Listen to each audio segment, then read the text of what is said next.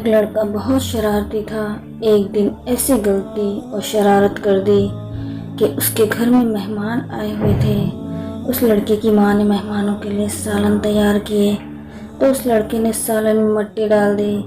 اس کی ماں کو غصہ آ گیا اور غصے میں بولی، جا اللہ تجھے کعبے کا امام بنائے۔ یہ بات بتاتے ہوئے شیخ صاحب پھوٹ پھوٹ کر رونے لگے۔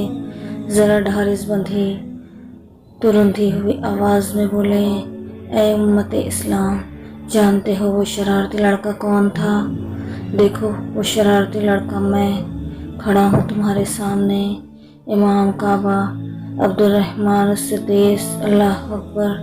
اگر وہ شرارتی لڑکا شیخ عبدالرحمن السدیس حفظ اللہ صاحب بذات خود ہو سکتے ہیں، جو ماں کی دعا کی بدولت حرم شریف کے ہر دل عزیز امام بن کر عالم اسلام میں دھڑکنے والے ہر دل پر راج کر رہے ہیں۔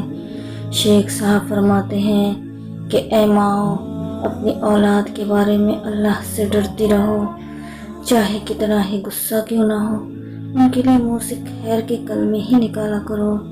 اولاد کو لعن طعن اور بد دعائیں دینے والی مائیں سن لیں کہ والدین کی ہر دعا و بد دعا قبول کی جاتی ہے۔